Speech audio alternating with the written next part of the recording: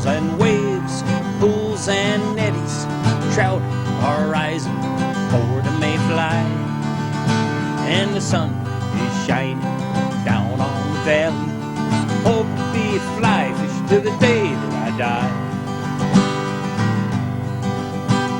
Spring has thawed out the long bitter winter. The water is clear and the skies are blue. I'm standing in the middle of the Delaware River.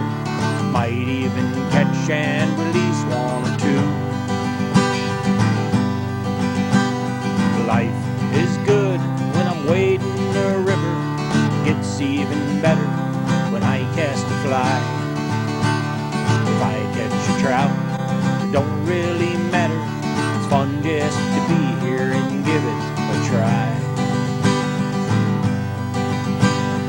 Stoneflies and caddis in the riffles are plenty.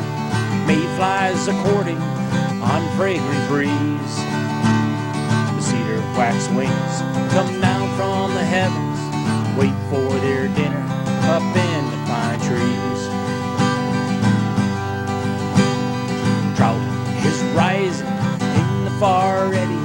I make a false cast, then take my aim. If he takes the fly, I feel so much better, and if he doesn't, I'll feel no shame.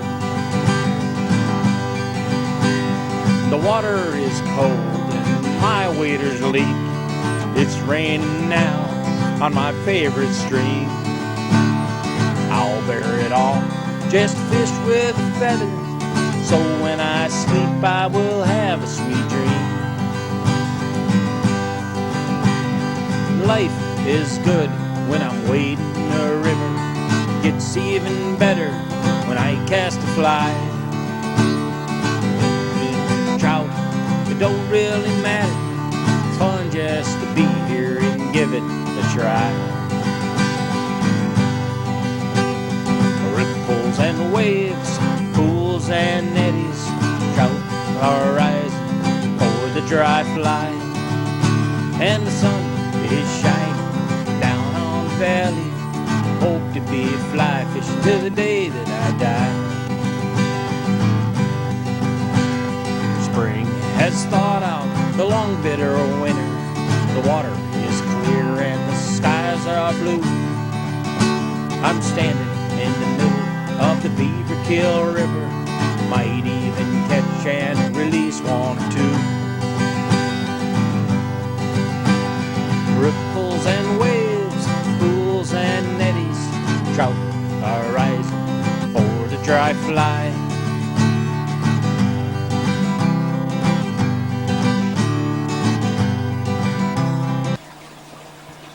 Wow. Fishing dude. Cool. I'll play with that later.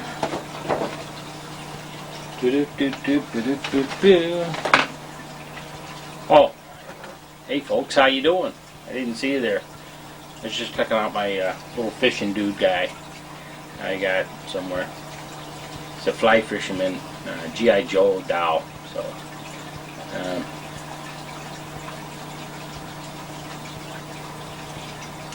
anyway, welcome to today's show. This is show number 4, and we talked about tools and materials the last couple of weeks, and today we're going to talk about fly tying today. We're going to do the hare's ear nymph, which is a great nymph for nymphing when you go nymph fishing in the river. Okay, so what we got here is we got the hare's ear nymph, which imitates none of these bugs on this rock, but it imitates a mayfly nymph that may be emerging or is a crawler or clinger on the bottom. And one of the things I didn't talk about is hooks. Hooks come in a variety of sizes and as well, and the larger the number, the smaller the hook. So an 2 is a big hook, a size 20 is a small hook. This is a little streamer hook. It's 3 or 4 extra long. I have size 20s. I have Better put my glasses on. Let's see before I get in trouble here. And this is my mostly nymph hooks. So what I'm going to try to do is find a couple of nice nymph hooks. And I'm going to put one in my magnet on my fly tying vise. And here's a size, yeah, this is a good one for this nymph. This one can be, you can buy small packages of hooks of 25 or 100. I like to buy them in packs of 100. You save a couple of dollars. And but the nymph hooks are heavier steel, okay? So they have a little more weight to them because you want them to get down deep, so it's not a problem. The dry fly hooks are typically very fine, light wire. So, and the nymph hooks are going to be bouncing off of rocks and maybe hooking rocks. So you don't want a nymph hook to be of light wire. You want it to be a strong hook, and there's our strong hook. For this fly, we're going to use a little bit of, I've been playing with a sword, we're going to use a little bit of pheasant tail fibers for the beard, which is right under the eye of the hook. And I've taken some turkey feathers, and I've applied a thin layer of head cement with my dubbing needle. You just drop it in there and you just spread it out as much as you can over the feather, and that's lacquering the feather. Now it's nice and stiff, okay? And then you let that dry, set that aside, let that dry. That's going to be for our wing case, okay? And get this back together. There we go. Don't leave that stuff open. Boy, that stuff stinks. We're going to be using some thread, and I'm going to be using some olive, dark olive, my favorite color. 70, or this is 140 denier. It's pretty good stuff. We're going to be using some oval tinsel is what I like the best. This is a braided oval tinsel. It's gold color. We're going to use this for the rib on the body. Okay. And what else? I'm going to use turkey for the wing case. Oh, the most important part is you need a hare's ear mask or some hare's ear dubbing or some squirrel dubbing or anything, any kind of dubbing. It's not that big a deal. But the nice thing about a hare's ear mask is it has all kinds of nice model type guard hairs mixed in with the fluffy dubbing. So what you want to do is I don't have my little dubbing thing here. Yeah, I do. Sitting under here. I have my little tray, and I'm going to cut some of this hip fiber off and mix it in this tray with my scissors, and try to get some of the guard hairs and the fine dubbing, the real downy type stuff. So you want some of the, now I want some darker guard hairs in there to give it a little more look and color. So I'm going to mix some of these longer colors in there, and that gives it a nice look. And this way you can mix the exact color of dubbing you want for your hare's ear nip. And we're going to put some more of these in here.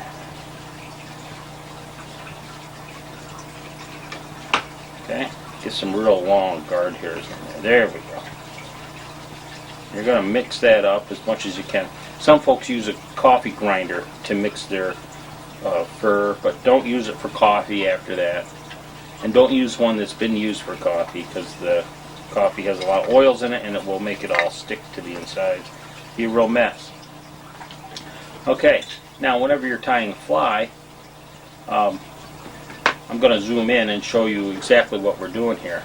But keep in mind that fly tying is a nice hobby for the winter time. It's pretty cold out. Could go skiing. Could do a lot of things, but I'm going to sit here and tie a hare's ear nymph, probably a couple of them, and then I'll show you some footage of some folks nymphing. All right, and let's get started. First we need to take our thread and start our thread.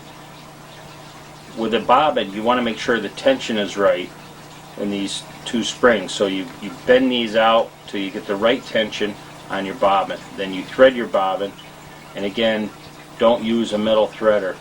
And what I do is I start from the back, pull towards me over the hook, and pull both lines tight, and then wrap over the line itself. Okay? And then start wrapping back. And if you hold this tag end at about a 45-degree angle, you can wrap pretty fast and just pull the line down over that, and that will automatically pull it down to the next wind, so you get a nice tight wrap. See that? Nice tight wrap on there. We're going to cut this little tag end off, and what we're going to do now is we're going to do the tail first. I always recommend the tail first. We're going to take some of these little fibers right here, and we're going to cut these out, and we're going to use that for the tail.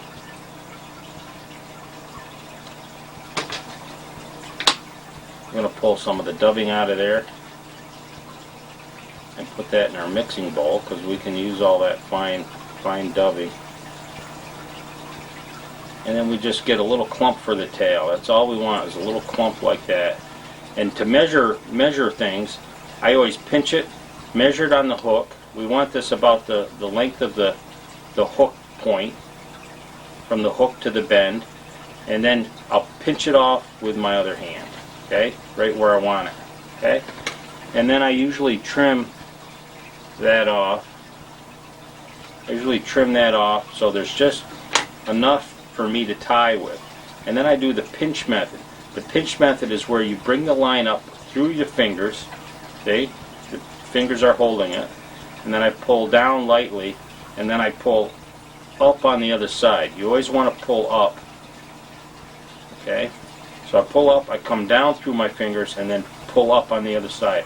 Once you do a few wraps, you know it's pretty much on there, okay?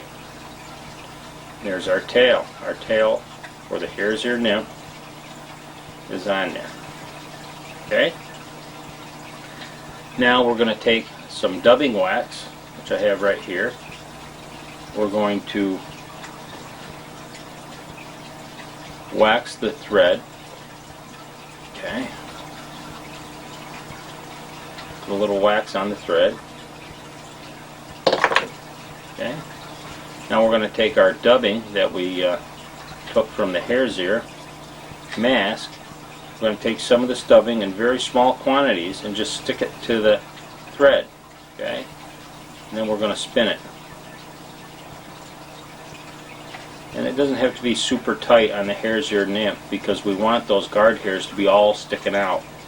We want it to be kind of a, this is a good fly to tie when you're beginning to get into dubbing, because you can actually use a little bit too much dubbing and it doesn't hurt the fly. And you can also tie this fly with weight.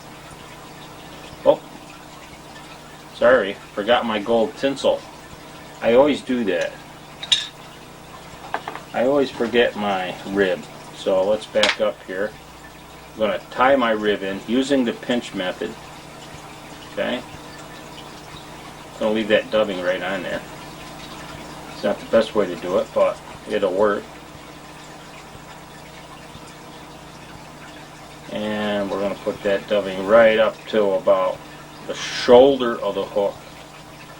3/4 of the way, right here. This is the shoulder of the hook.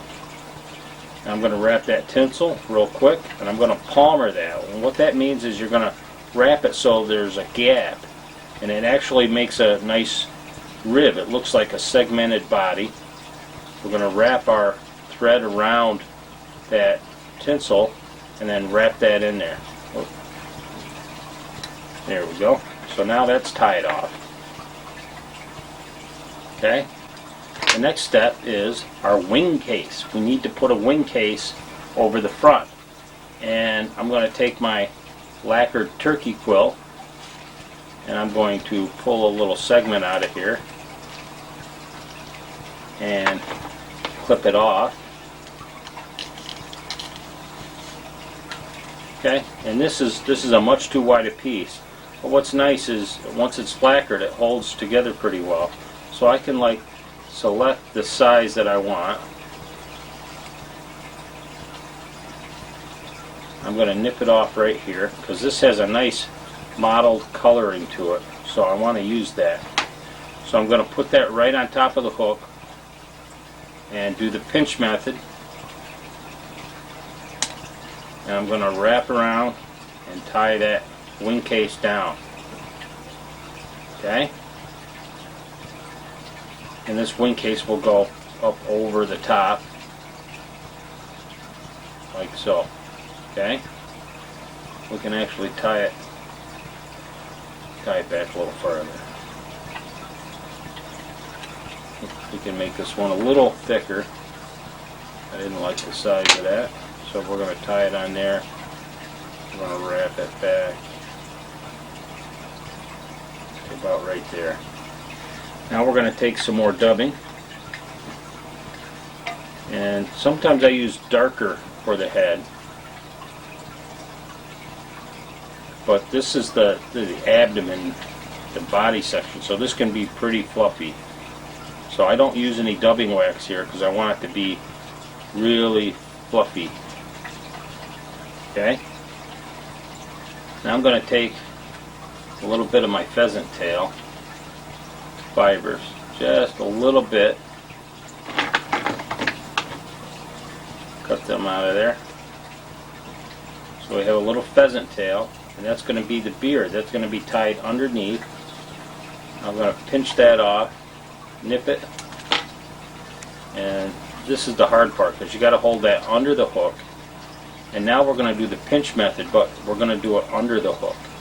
So we're going to actually do the pinch method and then come up and go down. We put our little beard on there, turn it a little bit, nip this off, then we're going to pull our wing case forward, get it right over the top,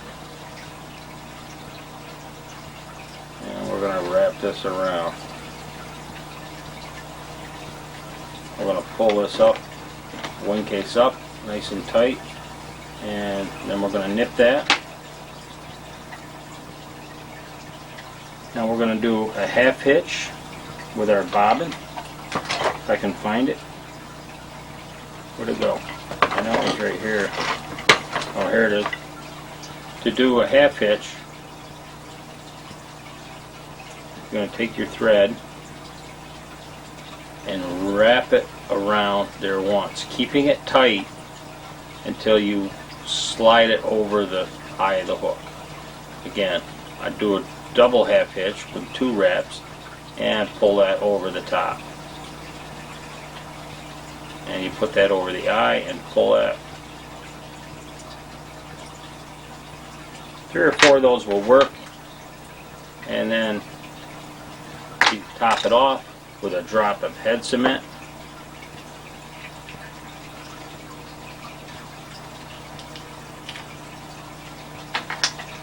You take your bobbin, a little drop right on the eye, right on the head. And then you let that dry.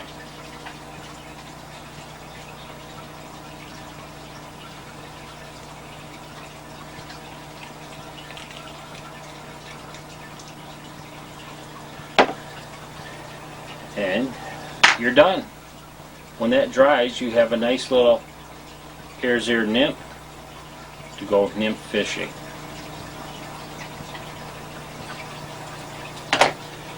And that's just how easy it is, folks. That's a nice little fly. It's a simple little fly, and it's easy to tie. You can also add weight to it if you have some non-toxic lead or tin.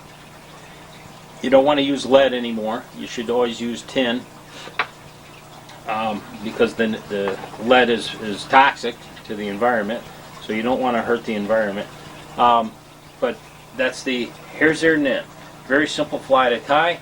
And if you'd like to see this fly and some other flies on my website, go to http://homepage HOMPAGE.mac.com/AV Kirk.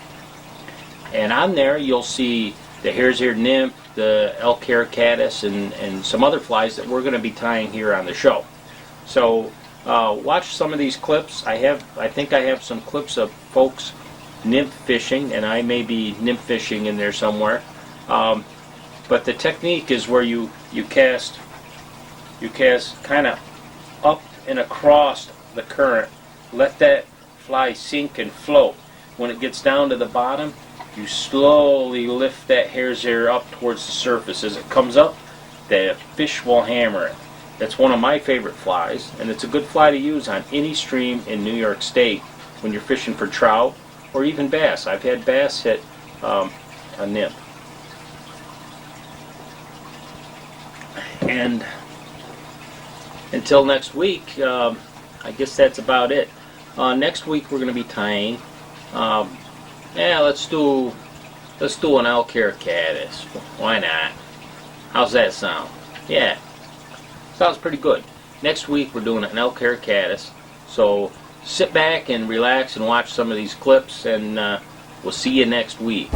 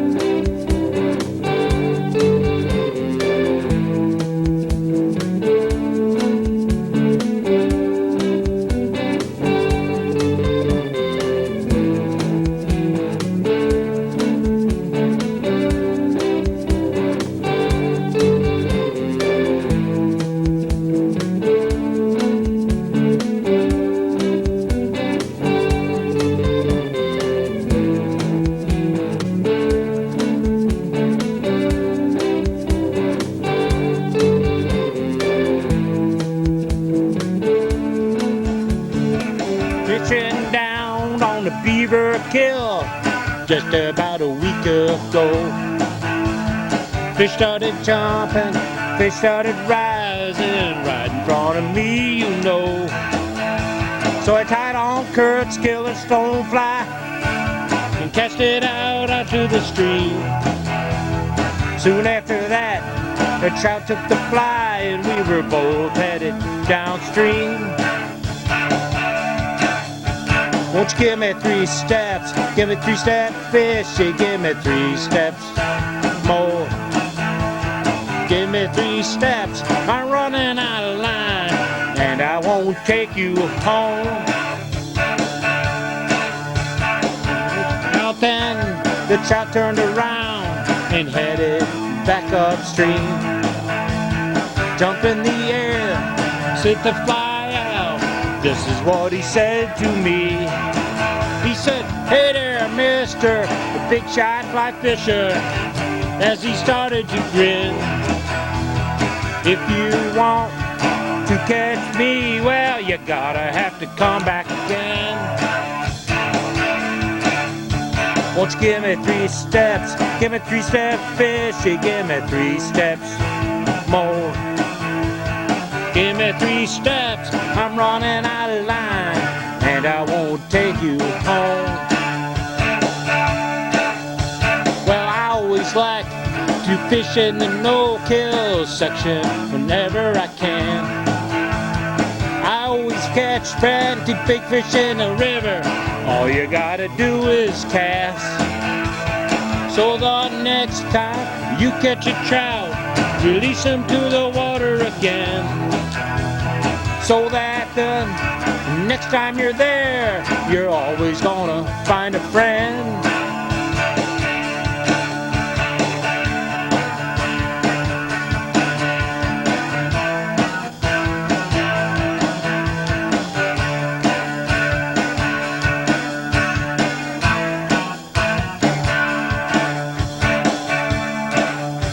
Won't you give me 3 steps? Give me 3 steps, fish. You give me 3 steps. An hour ago when you were farting around. That's why I came home instead of stopping at the store to tell you what awesome storm it was. But you're like, oh, okay, I'll put the truck in.